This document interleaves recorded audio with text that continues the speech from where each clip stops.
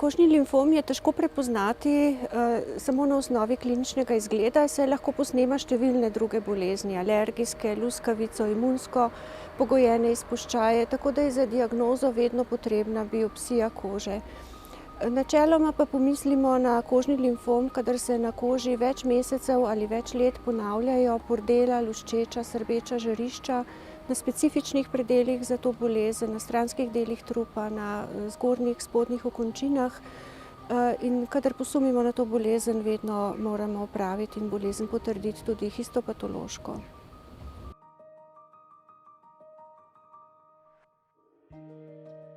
Vzrok za pojav kožnih limfomov ni povsem pojasnjen.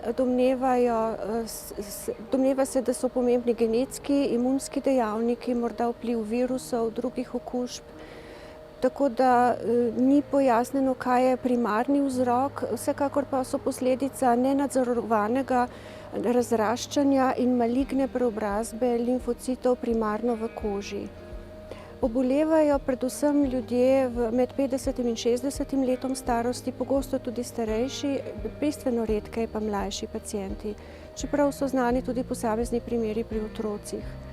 Letno pa je ocenjena incidenca vseh kožnih limfomov na približno 10 na milijon prebivalcev, 10 do 20 na milijon prebivalcev.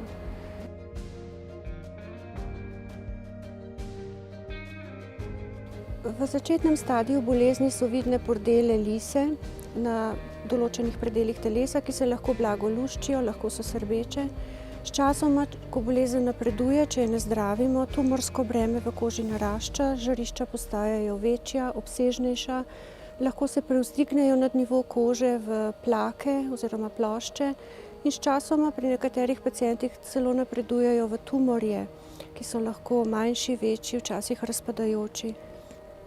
Pri nekaterih pacientih pa se že od vsega začetka lahko ukaže z difuzno rdečino po koži celotne površine trupa, okončin.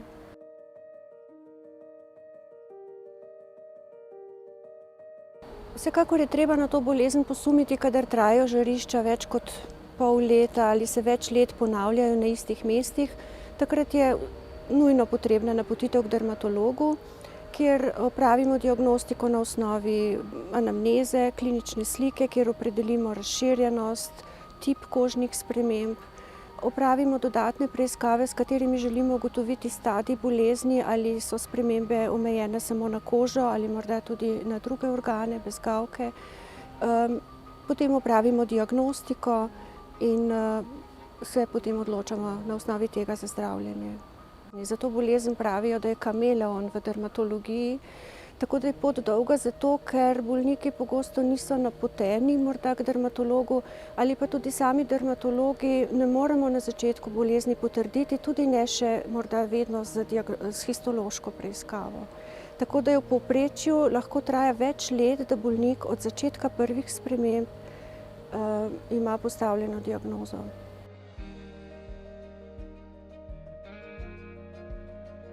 Vkolikor ugotovimo, da je bolezen omejena samo na kožo in ni prizadela notranjih organov, zdravimo praviloma te bolnike dermatologi z lokalnimi zdravili, fototerapijo, včasih tudi sistemskimi zdravili, ki so v naši domeni, kot so derivati retinoidov, vitamina A, metotreksat ali interferon.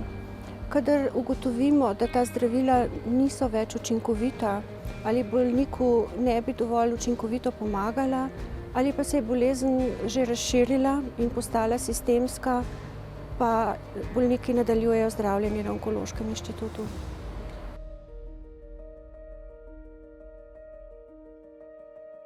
Ko je človek napoten na Onkološki inštitut, je ponavadi kožni limfom že precej v neki napredovali obliki.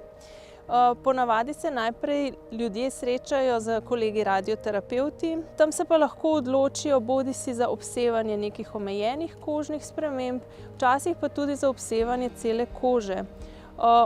Včasih, sicer zelo redko, vendar tudi se dogaja, da bolnike napotimo v kakšen center v tujini za obsevanje cele kože, ker tega pri nas zdaj več ne izvajajo. Kadar so pa te spremembe preobširne ali pa je prisotno recimo sistemska vpletenost, ki daje znake podobno kot klasičen limfom, takrat se pa seveda poslužujemo tudi kemoterapije in takrat pride bolnik k nam, internistom, da se odločimo o nekako najboljšem načinu zdravljenja, o vrsti kemoterapije in o nadaljnjih postopkih. Načeloma je zdravljenje oziroma potek kožnih limfomov lahko izjemno dolg. Tukaj govorimo lahko tudi o desetletjih, kjer so recimo bolniki spremljali dolgo časa pri dermatologih, potem pa gre nekako stopenjsko, ko se število kožnih lezij poveča, včasih je prizadeta tudi periferna kri, včasih so prizadete periferne bezgavke. Takrat se pa seveda prej odločamo tudi o sistemskem zdravljenju, medtem ko dokler je bolezen omejena na kožo, se poslužujemo tega, kar je lokalno, torej bodisi dermatološkega zdravljenja ali pa obsevanja. Skratka, limfomi kože so, kot rečeno, dolgo potekajoča bolezen in dokler bolezen ni sistemsko razširjena, je prognoza relativno ugodna. Žal pa, ko se enkrat bolezen razširi do te faze, da je zajeta recimo celotna površina kože, kar se nemalokrat zgodi pri Cezarijevem sindromu in pa fungoidni mikozi, takrat je pa lahko preživetje relativno kratko. Zdravila, ki jih imamo na voljo, večinoma zelo dobro vplivajo ravno na periferne bezgavke in na celice v krvi, torej da to zmanjšajo oziroma se zmanjša število teh celic. Žal pa nekega zaenkrat zelo učinkovitega zdravljenja za kožo, ki bi pomagalo predvsem pri zdravljenju kože, pa ni.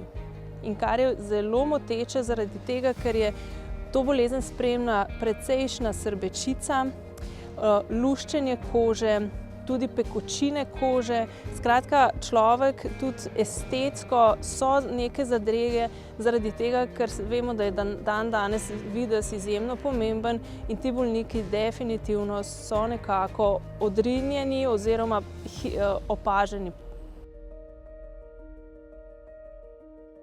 Kar se kožnih limfomov tiče, se v zadnjem času premika nekaj. Tudi pri nas imamo že novo zdravilo mogamulizumab, ki deluje ciljno na neke določene celice. Zdaj mi velikega števila bolnikov zaenkrat še nismo imeli, vendar v prihodnosti najverjetneje bo bolnikov za to zdravljenje, ki bodo primerni za to zdravljenje, vedno več. Seveda je treba omeniti tudi stara zdravila, ki jih imamo že vrsto let na razpolago, recimo anti-CD52 protitelo, alemtuzumab, ki na te celice deluje, vendar ima pa številne sopojave, tako da to zdravljenje pač ne more biti ne vem kako dolgotrajno. Diagnostika kožnih limfomov je lahko izjemno dolgotrajna in izjemno težka. Tako da bolniki so včasih nekoliko nejevoljni zaradi tega, ampak to je pričakovano. Ker limfomi so že itak neka skupina bolezni, ki jo je včasih zelo težko prepoznati in diagnosticirati, tako da tukaj res je potrebna potrpežljivost in nekako čim boljše sodelovanje med zdravnikom in bolnikom.